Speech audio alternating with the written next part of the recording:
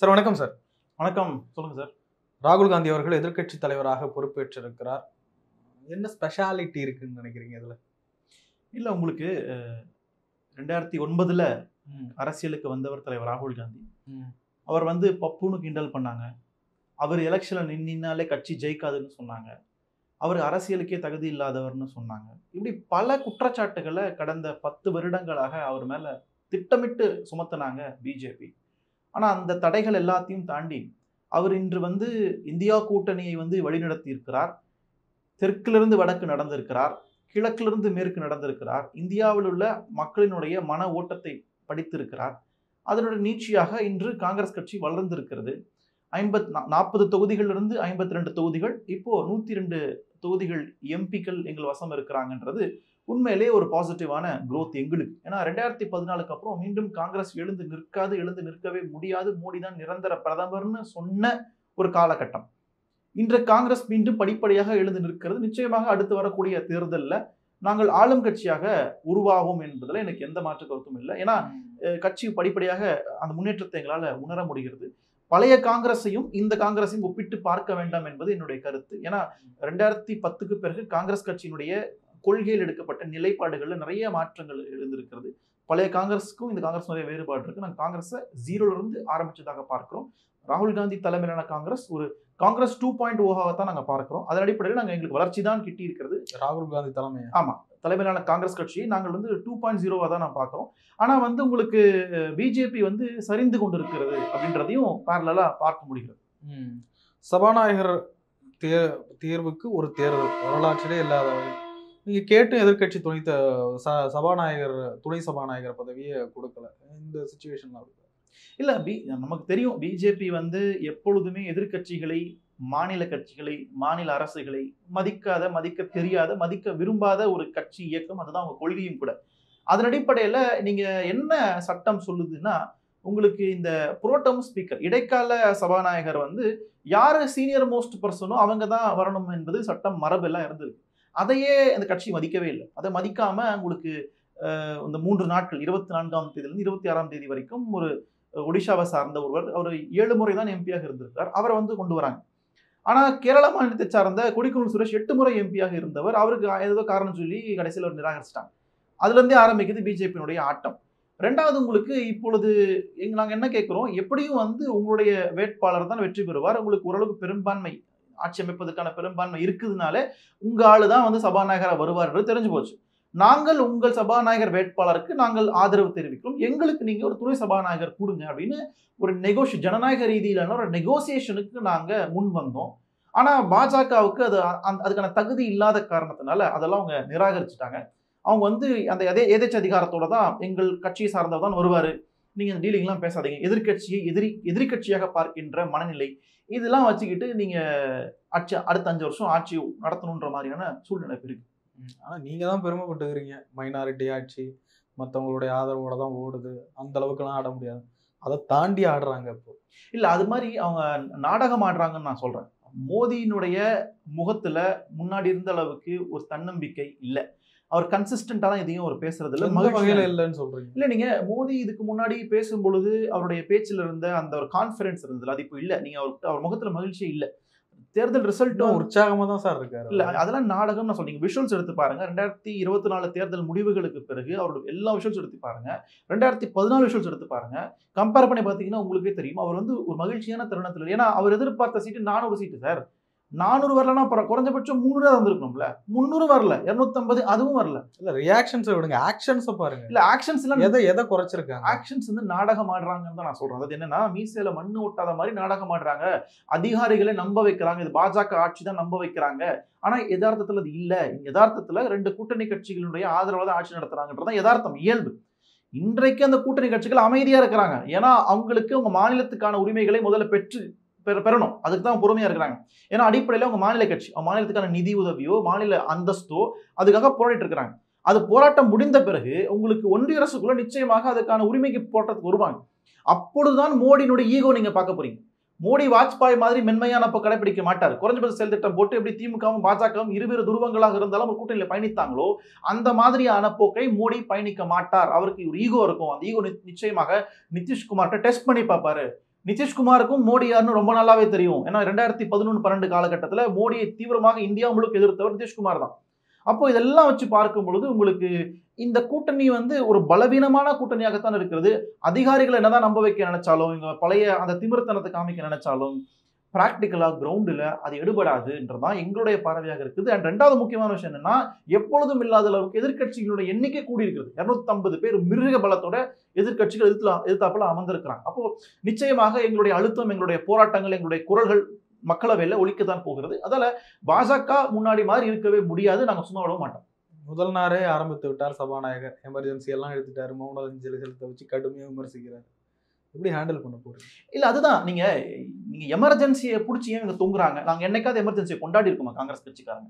அது வரலாற்றில் ஒரு கரும்புள்ளின்றதை நாங்க மறுக்கவே இல்லையே. அது தவறுதான். அது இந்திரா காந்தியை மன்னிப்பு கேட்டிருக்கிறாங்க. அதன் பிறகு தேர்தலில் வெற்றி பெற்றிருக்கிறாங்க. அவங்க பெரும்பான்மை தொகுதிகள் வெற்றி பெற்றிருக்கிறாங்க. இப்போ அது முடிஞ்சு போன விஷயம். நாங்க இன்னைக்கு அரசியலமைப்பு சட்டத்தை பாதுகாக்கணும்னு சொல்றது எமர்ஜென்சியை மட்டுமா வச்சு பேசிட்டு இருக்கோம் இல்ல. அதனுடைய விளிமியங்கள் இருக்குல்ல, சமத்துவம், சகோதரத்துவம், சமூக நீதி, மதச்சார்பின்மை, சோசியலிசம், இந்த மாதிரியான கொள்கைகள்ல உங்களுக்கு என்ன உடன்பாடு இருக்கு?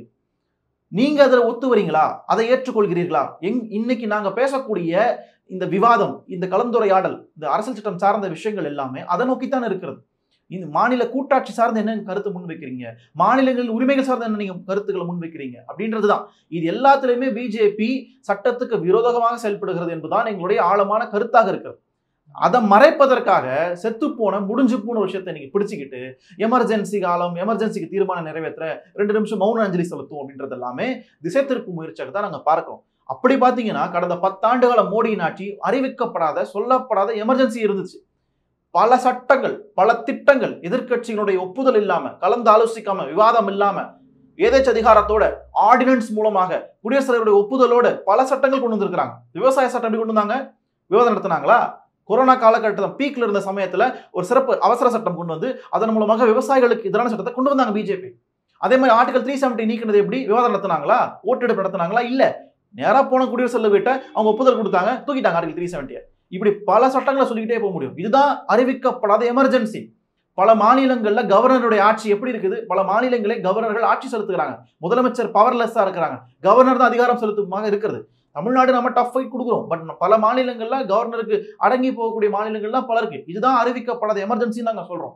நீங்க முடிஞ்சு போன விஷயம் அது தவறுன்னு நாங்க சொல்லிட்டே தான் இருக்கிறோம். யாரும் அதை உண்மை நியாயப்படுத்தவும் இல்லை, நாங்க சப்போர்ட் பண்ணவும் இல்லை. நாங்களே காங்கிரஸ்காரங்களே தவறுன்னு சொல்றோம்ல. நாங்க தலைவர் ராகுல் காந்தி மன்னிப்பு கேட்டுட்டார். அவரும் மன்னிப்பு கேட்டுட்டார். இதுக்கு மேல என்ன இருக்கு? இன்னைக்கு இருக்க சூழ்நிலை குறித்து நீங்க பேசுங்க. அரசியல் சட்டத்துடைய விளிமியங்கள் குறித்து பேசுங்க. அதை பாதுகாப்பதற்கு என்ன கருத்துக்களை நீங்க வச்சிருக்கீங்க வெளிப்படையா பேசுங்க தான் கேட்கிறோம். அதை பத்தி பேசாம இந்த மாதிரி தீர்மானம் நிறைவேற்றுறது, இந்த மாதிரி நீலக்கண்ணீர் எடுக்கிறது எல்லாமே ஒரு டிராமா. நான் அப்படிதான் நாங்க பாக்குறோம். மோடி நான் எல்லாரும் இந்த முறை அரவணைச்சுக்கிட்டு தான் போவேன் அப்படின்றாரு. ஆனால் அரவணைத்து பயணிப்பேன் அப்படின்றாரு. இல்ல அரவணைப்பு இல்லவே இல்லைன்றதுதான் எனக்கு புரியுது. நீங்க மோடிக்கு இயல்பாகவே அரவணைப்பு வராது. அது ஒரு கேரக்டரிஸ்டிக்ல கிடையாது. ஏன் அப்படின்னா உங்களுக்கு எதிர்கட்சிகளை எதிர்கட்சியாக பார்க்கின்ற மனநிலை, எதிர்கட்சிகள் நாடாளுமன்றத்தில் கேள்வி கேட்டானா ஒட்டுமொத்தமாக தூக்கி வெளியில போடுறது, அவங்க மைக் ஆஃப் பண்றது. தொல் திருமாவளவன் பேசும்போது எதுக்கு மைக் ஆஃப் பண்றாங்க? ஒரு தமிழ்நாட்டில இருந்து தலித் சமூக சார்ந்த தலைவர் வருகிறார், நாடாளுமன்றத்தில் குரல் எழுப்புகிறார். என்னதான் நிமிடம் உங்களுக்கு கொடுத்திருந்தாலும் அவர் சொல்லுகின்ற கருத்தை பொறுமையா கேட்பதில் என்ன பிரச்சனை உங்களுக்கு இருக்கு? அப்போ இதெல்லாமே சர்வாதிகார போக்குன்னு நாங்க சொல்றோம். இதெல்லாமே பிஜேபியினுடைய சர்வாதிகார போக்கு. சபாநாயகர் நடந்து கொள்ளும் விதம் எங்களுக்கு பிடிக்கல. சரிங்களா? அப்போ நீங்க இதுதான் உங்களுடைய உதாரணமாக இருந்துச்சுன்னா அடுத்து வரக்கூடிய 3 ஆண்டுகளோ 4 5 ஆண்டுகளோ இது மிகவும் ஒரு கொடுமையான ஆண்டாக இருக்கும் தான் நாங்க பார்க்கிறோம். ஆனா நிச்சயமா விட மாட்டோம். நீங்க முன்னாடி மாதிரி இருக்காது. நீங்க எவ்வளவு கொடுமையான அரசை கொடுக்க நினைத்தாலும், நீங்க ஒரே நாடு ஒரே சட்டம் கொண்டு வர முயற்சித்தாலும், நீங்க சிஏவை முழுமையா கொண்டு வர நினைத்தாலும், நீங்க யூனிஃபார்ம் சிவில் கோடை கொண்டு வர முயற்சித்தாலும் எதிர்கட்சிகள் நாங்கள் அதை விட மாட்டோம். நாங்க ஒத்துமையா இன்னைக்கு இருக்கிறோம். நிச்சயமாக நாங்க தடுத்து நிறுத்துவோன்றதுல நம்பிக்கை எங்களுக்கு இருக்கு. எதிர்க்கலாம், கோஷம் போடலாம், மோடி அதை கூட போடக்கூடாதுன்றாரு. குடியரசுத் தலைவர் பேசுறாங்க, அந்த உரை எப்போ போய் மணிப்பூர்னு கத்துறதுங்க? இல்ல ஆமா இல்ல, நீங்க குடியரசுத் தலைவர் உரை அது ஒரு எழுதி கொடுக்கப்பட்ட உரை தான். எனக்கு ஒன்றும் பெருசா டவுட்லாம் இல்லை. மோடி அவர்கள் பேசினா எப்படி பேசுவாங்களோ அதே மாதிரி தான் அவங்க பேசிட்டு போயிருக்கிறாங்க. மாண்புமிகு குடியரசுத் தலைவர் அவர்கள் அந்த உரையில எவ்வளவு விஷயங்களை டச் பண்ணியிருக்கணும், அதை பத்திலாம் பேசவே இல்லை. குடியரசுத் தலைவர் உரை என்பது ஆட்சியினுடைய சாதனைகள் மட்டும் இல்லாம அவங்க திருத்திக் கொள்ள வேண்டிய பல விஷயங்களை பத்திலாம் பேசணும். அதுல மணிப்பூர் இஷ்யூ பத்தி டச் கூட பண்ணவே இல்லை, அதை தொட்டு கூட பார்க்கவே இல்லை. அதே மாதிரி தொடர்ச்சியாக நடக்கின்ற ரயில் விபத்துகள், இந்தியாவில் ரயில்வே துறை தூங்கிட்டு இருக்குதுன்னு நான் நினைக்கிறேன். ரயில்வே பட்ஜெட் தனி பட்ஜெட் இருந்தது, அதை ஒழிச்சு கட்டி அதை நிதி பட்ஜெட்டோட சேர்த்து அந்த ரயில்வே அமைச்சகம் வந்து தன்னிச்சையாக செயல்பட முடியாம ரயில்வே அமைச்சருக்கு 2-3 இலாக்காக்கள் கொடுத்து பல குழப்பங்களை ஏற்படுத்துக்கு ரயில்வே துறையில. அப்போ ரயில்வே விபத்துகள் நடப்பதற்கு இந்த ஒன்றிய அரசு பொறுப்பு இருக்குதா இல்லையா, தார்மீக பொறுப்பு எடுக்குதா இல்லையான்ற ஒரு பெரிய கேள்வி வருது. அப்போ அதை தட்டி கழிக்கும் விதமாக இதெல்லாம் டச் பண்ணாமலே நீங்க வந்து உட்காந்துக்கிட்டு அப்படி பண்ணாரு மோடி இப்படி பண்ணாரு அது அந்த மாதிரி நாங்க எதிர்பார்க்கல. எங்களுக்கு வேண்டாம். எங்களுக்கு ஒரே ஒரு ஆறுதல் என்னன்னா நீட் இஷ்யூ குறித்து டச் பண்ணியிருக்காங்க. இந்த நீட் நடந்த முறைகேடு, நீட் மாணவர்களுக்கு நடந்த அநீதி இதை குறித்து டச் பண்ணி பேசியிருக்காங்க. நாங்கள் வரவேற்கிறோம். பட் அதுல கூட தெளிவான ஒரு பார்வை இல்லை. நீங்க நீட்டு இந்த தேர்வு வந்து வேணுமா வேணாமான்ற விவாதம் இருக்கின்ற ஒரு பட்சத்துல ரைட்டா, இந்த மாதிரி முறைகேடுகள் நடந்திருக்கின்ற பட்சத்துல 24 லட்சம் மாணவர்களுடைய எதிர்காலம் கேள்விக்குறியாக்கப்பட்டிருக்கின்றன. அந்த சிஸ்டத்திலே அவ்வளவு பெரிய கோளாறு இருக்கு, சமூக நீதிக்கு எதிராக இருக்கு. அதெல்லாம் டச் பண்ணாம நீங்க சிபிஐ விசாரணை முன்னாள் பார்த்துக்கோம், சட்டம் இந்த கடமையை செய்யும் என்ற மாதிரியான அந்த கருத்துக்களை நாங்கள் நிச்சயமா கண்டிக்கிறோம். ஏன்னா இது நடந்திருக்கின்ற உண்மை, இதற்கு ஆதாரங்கள் இருக்கிறது, பெற்றோர் இருக்கிறாங்க, குழந்தைகள் இருக்கிறாங்க. ஒரு கேள்வித்தாள்ல 4 ஆப்ஷன்ஸ் கேட்பாங்க. ஒரு கொஸ்டினுக்கு 4 ஆப்ஷன் 2 கொஸ்டின் கூட ஆன்சர் கரெக்டா இருக்குமா? சரிங்க, அப்போ இந்த 2 எழுதாத பையனுக்கு என்னன்னா காம்பன்சேட்டரி மார்க் கொடுப்போன்றாங்க. கொஸ்டின் பேப்பர் லீக் ஆகுது, ₹1,00,000 கொஸ்டின் பேப்பர் விற்கிறான். இப்போ இதெல்லாமே நடந்திருக்குன்னு முறைகேடுகள். ஆனா நீங்க 2012 2G ஸ்பெக்ட்ரம்னு ஒரு குற்றச்சாட்டை வச்சாங்க. அது எந்த முகாந்திரமும் கிடையாது, எந்த ஆதாரமும் கிடையாது. முகாந்திரமும் ஆதாரம் இல்லாத ஒரு எண்ணிக்கையை 1,76,000 கோடி ஊழல்னு சொல்லி இந்தியா முழுக்க மக்களை நம்ப வச்சு அதை பரப்பி ஆட்சியை கவிழ்த்து, காங்கிரஸ் ஆட்சியை கவிழ்த்து, தமிழ்நாட்டிலேயும் திமுக ஆட்சி தோற்கடித்து, அதிமுக இங்க வருது, அங்க பாஜக அங்க வருது, மக்களை நம்ப வச்சாங்க. இன்றைக்கு நீதிமன்றம் அப்படி ஒரு ஊழலே இல்லை, அது ஒரு ஜீரோ லாஸ் தியரி அப்படின்னு இன்னைக்கு தீர்ப்பு கொடுத்துருக்குது. ஆனா இதுக்குள்ள நடந்த இழப்புகள் நீங்க பாருங்க. அப்போ முகாந்திரமே இல்லாத ஒரு விஷயத்தை வச்சுக்கிட்டு நீங்க எல்லா விதமான மாற்றத்தை ஏற்படுத்திருக்கீங்க. இன்னைக்கு எல்லா விதமான அடிப்படையும் இருக்கு. நீட்ல முறைகேடு நடந்திருக்கிறது, ஃப்ராடுலண்ட் ஆக்டிவிட்டி நடந்திருக்குன்றதுக்கான எல்லா ஆதாரமும் இருக்கு. அதை வச்சுட்டு சிபிஐ தன் கடமையை செய்யும் அப்படின்றது என்ன? நீங்க நியாயப்படி பார்த்தா இந்த கல்வி அமைச்சர் தர்மேந்திர பிரதான் ராஜினாமா பண்ணிருக்கு. உண்மையிலேயே அவர் தகுதியானவரா அப்படின்ற பெரிய கேள்வி இங்க இருக்கு.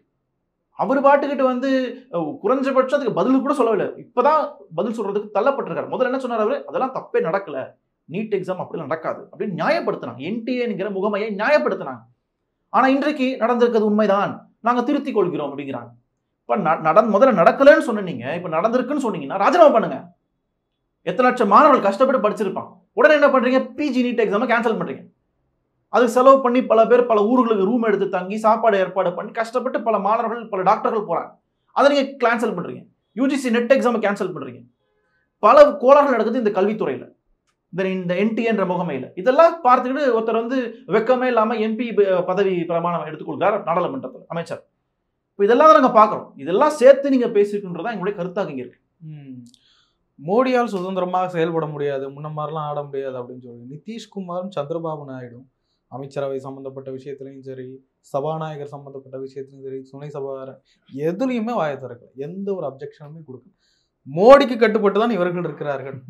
இல்ல நீங்க நான் அதான் இந்த இருவருமே மாநில கட்சிகள் நடத்துறவங்க, மாநிலங்கள் பார்வையில தான் பார்ப்பாங்க. சந்திரபாபு நாயுடுக்கு குறிப்பாக ஆந்திர மாநிலத்துக்கு சிறப்பு அந்தஸ்து வேணுன்றதான் அவருடைய கோரிக்கை. அதற்கு நிதி உதவி கேட்கிறாங்க. இதுதான் அவரு அந்த மாநிலத்துக்கு செய்கின்ற சாதனையாக இருக்கும். இதை பண்ணாதான் அடுத்த முறை எலெக்ஷன் ஜெயிக்க முடியும். அப்போ அவருக்கு எனக்கு ஒன்றியத்துல எனக்கு அமைச்சரவையில பங்கு வேணுமா, எனக்கு மாநிலத்துக்கான நிதியுதவி வேணுமான்னா அவர் ஃபர்ஸ்ட் ஆப்ஷனை சூஸ் பண்றது மாநிலத்துக்கான சிறப்பு அந்தஸ்து நிதியுதவி சூஸ் பண்ணுவாங்க. அதே மாதிரி நிதிஷ்குமார் அப்படித்தான். அப்போ அந்த அடிப்படையில் தான் அணுகுறாங்க அவங்க. அப்போ நீங்க ஒரு மாநிலத்துக்கான நிதியுதவியோ அந்தஸ்து வந்ததுக்கு பிறகு அடுத்து என்ன கேட்பாங்கன்றதான் பெரிய கேள்வி. 1.5 வருஷம் கழிச்சு பீகார் எலெக்ஷன் முடிஞ்சிடும், மகாராஷ்டிரா எலெக்ஷன் முடிஞ்சிடும். அதன் பிறகு அவங்களுடைய நிலைப்பாடு என்னவாக இருக்க போகிறது? அப்போ அமைச்சர்கள் பதவி கேட்பாங்க. எங்க தயவுல தான் அவங்க ஆட்சி நடக்குதுன்னு சொல்லுவாங்க. அப்போ மோடி எப்படி ரியாக்ட் பண்ண போறான்றது பெரிய கேள்வி. இன்னைக்கு அவங்க காம்ப்ரமைஸ் ஆன மாதிரி உங்களுக்கு தெரியலாம்.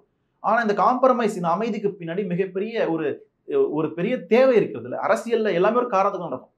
அப்போ இவங்க அமைதியா பொறுமையா இருப்பது மோடிக்கு நாங்க சாசனம் எழுதி கொடுத்து விட்டோம், நாங்க அடிமையா இருப்போன்றதுக்கான அர்த்தம் இல்லை. அவங்க பொறுமையா இருப்பதற்கான வேற டிமாண்ட் பெருசா வச்சிருக்காங்க.